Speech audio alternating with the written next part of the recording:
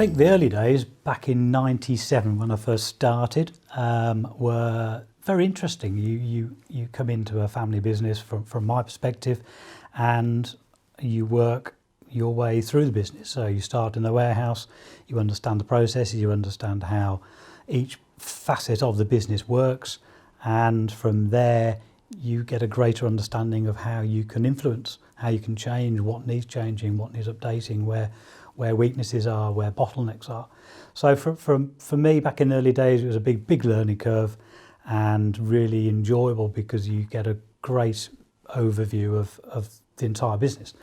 And from that, hopefully I've learnt what I've learnt and taken that forward, and the decisions I make today are based on those early days, yeah.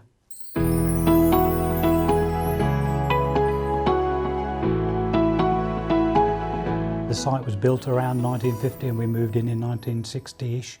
So we've been here for some time. Started off with a single warehouse and then we've expanded, built in essence now 5 warehouses on top of the site that we're already on.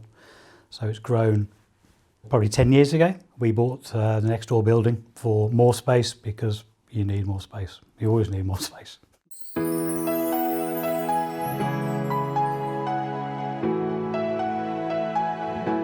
The enjoyment of my role really is the diversity of the role. So although I look after the sales primarily, which would include customer facing, but also the sales team, I think the enjoyment comes from having an overall role in the business. So looking at all aspects, whether it be personnel, whether it be purchasing, new product development, looking at packaging, redesigning packaging. The current situation, there's a big focus on recycling and using materials that are recycled or recyclable. So we spend a lot of time in that sort of R&D area looking at that, as well as new product development and seeing what's out on the marketplace and the current trends to see whether we can buy into those to bring product to the customer. Yeah, I think the way business is going, you have to be responsible.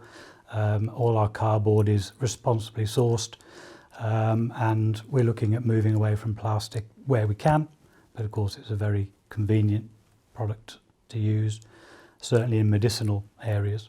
But it's an area that we've determined, we're working very hard at looking to move away to find the best option.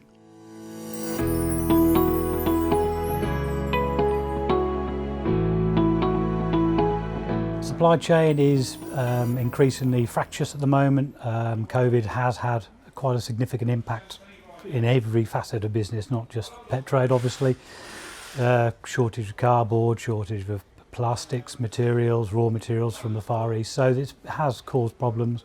Factories not running at full capacity I think is even more of a problem, because with COVID and shift patterns, people have been working flat out but not probably as efficient as they would normally. So we are seeing, unfortunately, lead times being pushed out, jobs being delayed or even cancelled, and that's very frustrating for us when we work on a sort of a just-in-time basis, as do our customers. We want to be in control, so we are having to purchase and bring in more raw materials than we would normally do, but it's backup in case there's a problem, or if the lead times go out, then we've got backup stock. So that's great. Cash flow causes a problem there, but also then storage, because then you've got more stock to fit in the same space as you had before.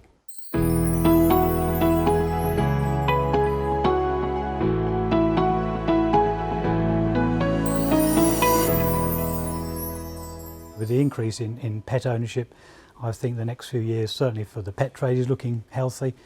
The future for Johnson's after 100 years, I think, is a positive position where we are. We have a strong customer base.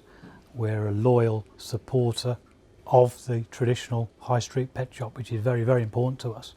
We look after small independent retail shops directly. We also supply and support the big superstores, which is very important. But we don't supply grocery, and we're very careful on where we try our range of product is for what we perceive the dedicated specialist pet trade, and that's very important for us. I think the popularity of Johnston's has been that it has been around for 100 years, and we quite often hear from people who had recognised the brand from their grandparents' house from years gone by with the budgies, and certainly in the very early days after the war, it was primarily birds and poultry where the company started from. So yeah, it's people like heritage, people like reliability. They like to trust a brand, and you know, we're very lucky that we've had the support from the trade, from the consumers, which we still get, and I think that has given us the sort of the platform, if you like, to build on over the 100 years. And today, you know, we still have the same ethos. We are still producing healthcare that is value for money. We are still supporting the independent high street pet shops, which is vitally important to us. We also support, as you know, the bigger pet superstores.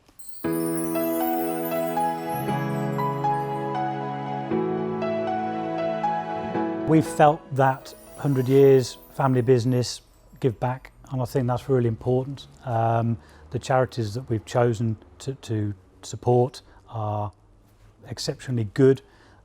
We like what they stand for, and for us it's just a way of using our platform and our 100 years to highlight them as well.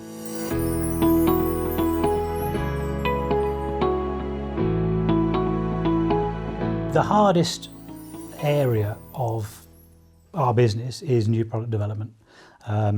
Medicinal licensed medicines are extremely difficult to produce, so we don't produce.